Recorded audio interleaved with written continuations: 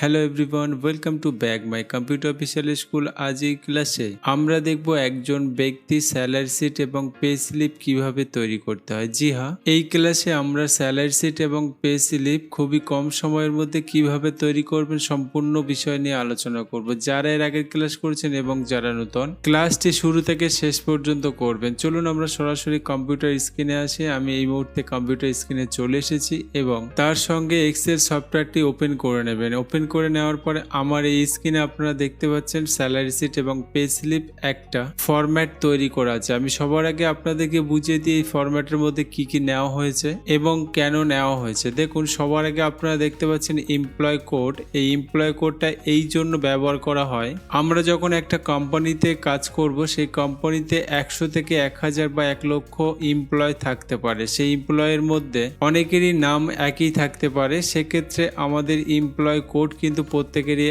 আলাদা দিতে হয়। ওকে, তো যাতে কোনো ব্যক্তি সমস্যা না হয় সেই কারণে কিন্তু আমরা এমপ্লয় কোড ব্যবহার করে থাকি। আসুন আমরা পরবর্তীতে দেখতে পাচ্ছি এমপ্লয় নেম। এই এমপ্লয় নেম হলো আপনার যে ব্যক্তি কাজ করছে সরকারি এবং প্রাইভেট, সেই ব্যক্তির নাম কিন্তু এখানে নেওয়া হয়। এই জন্য কিন্তু আমরা এমপ্লয় এখানে ইউজ করে থাকি। ওকে, আসুন পরবর্তী অপশন হলো বেসিক স্যালারি। সেই এমপ্লয়ের বেসিক একটা স্যালারি মানে মাইনে থাকে, সেই মাইনেটা কিন্তু আমরা বেসিক স্যালারির মধ্যে কিন্তু আমরা বসিয়ে দিই। ওকে, এই জন্য কিন্তু এখানে বেসিক স্যালারি বলে লেখা আছে, তার ন্যূনতম যে মাইনে সেই মাইনেটা এখানে আমরা এন্ট্রি করব। ওকে, আসুন আমরা পরবর্তী অপশন দেখতে পাচ্ছি মেডিকেল অ্যালাউন্স। দেখুন, এই medical allowance, house rent allowance এবং ট্রাফিক অ্যালাউন্স, এই তিনটে অ্যালাউন্স কিন্তু যারা গভর্নমেন্টের কাজ করে সেই গভর্নমেন্টের কাজের ভিত্তিতে কিন্তু এই সমস্ত এক্সট্রা প্রফিট আমরা পেয়ে থাকি এবং গভর্নমেন্ট দিতে থাকে। ওকে, যেমন মেডিকেল অ্যালাউন্স, যে ব্যক্তি আপনার সরকারি কাজ করছে বা প্রাইভেটেও এটা থাকে,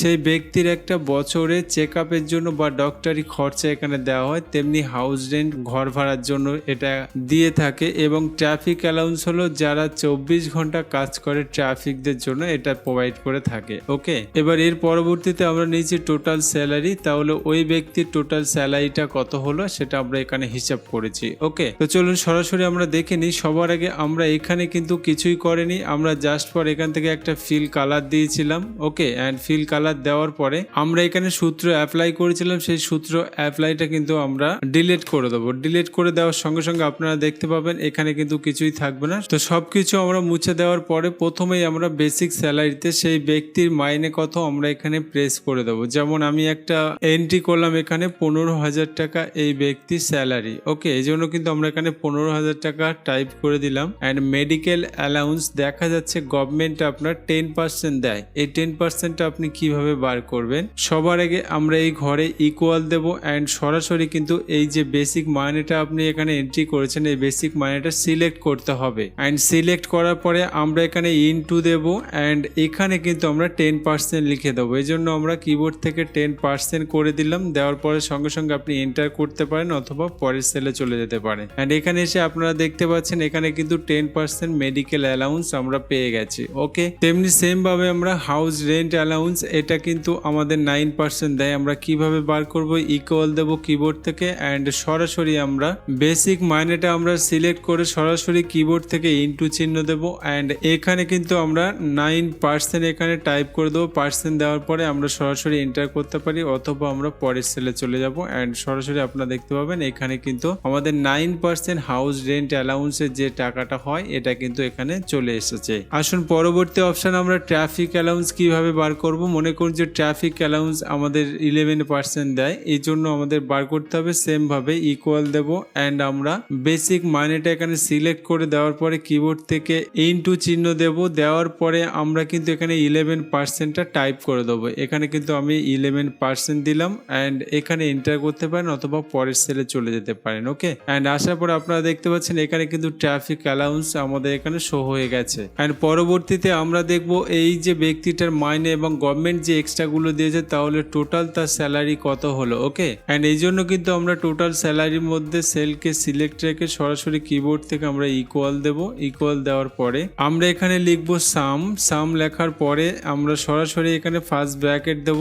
ফার্স্ট ব্র্যাকেট করার পরে আমরা বেসিক থেকে এবং ট্রাফিক অ্যালাউন্স পর্যন্ত সিলেক্ট করে দেবো। দেন ব্র্যাকেট ক্লোজ করে আমরা এন্টার করে দেবো। এন্টার করে দেওয়ার সঙ্গে সঙ্গে আপনারা দেখতে দেখতে পাবেন এখানে কিন্তু আমাদের টোটাল স্যালারি সেই ব্যক্তির চলে এসেছে। ওকে, এবং এই যে সামটা আমরা করলাম, এই সামটা কিন্তু 2-3 রকম ভাবে করা যায়। যেমন আমরা প্রথমে যে সামটা করেছি এটাকে আমি ডিলিট করে দিলাম। ডিলিট করে দেওয়ার ফলে আপনারা কি দেখতে পাচ্ছেন এখানে কিন্তু কোনো রকম কোনো অ্যান্সার নেই। এটা কিভাবে করবেন দেখুন, আমরা যেহেতু এই চারটে যোগ করব এখানে, এই জন্য চারটে আমরা একসঙ্গে সিলেক্ট রেখে যেখানে অ্যান্সার নেব সেই ঘরটা ফাঁকা রেখে আমরা সরাসরি যদি অটো সামে ক্লিক করে দিই তাহলে আপনারা দেখতে পাবেন অ্যান্সার কিন্তু চলে আসবে। ওকে, যদিও এটা আরো একভাবে করা যায়, যেমন আমরা কিবোর্ড শর্টকাট দিয়েও করতে পারি। আমরা যে ঘরটা অ্যান্সার নেব সেই ঘরটাই কিন্তু এখানে সিলেক্ট রাখবো। শর্টকাট আপনি ইউজ করতে গেলে সেই রোয়ে এবং সেই কলমে কিন্তু থাকতে হবে, এন্ড এই জন্য কিন্তু আমরা যেখানে অ্যান্সার নেব সেই ঘরটা সিলেক্ট রেখে আমরা কিবোর্ড থেকে টাইপ করে দেব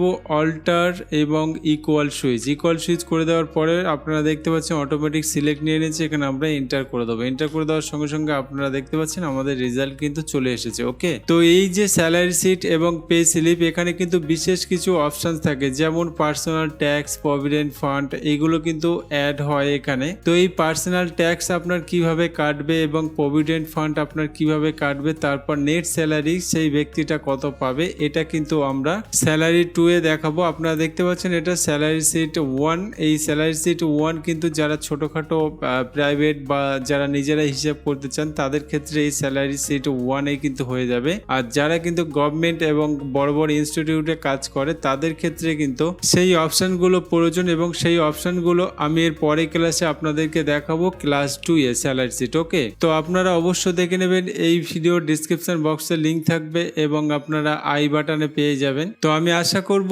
ক্লাসটি খুবই সুন্দরভাবে বুঝেছেন, খুবই সুন্দরভাবে প্র্যাকটিস করে নেবেন। আপনার মূল্যবান সময় দিয়ে ক্লাসটি করার জন্য ধন্যবাদ। ভালো থাকবেন, সুস্থ থাকবেন, যা লেখা লিখবেন কমেন্ট বক্সে। আমি আপনাদের সঙ্গে দেখা করব নতুন আরও একটি ক্লাসে।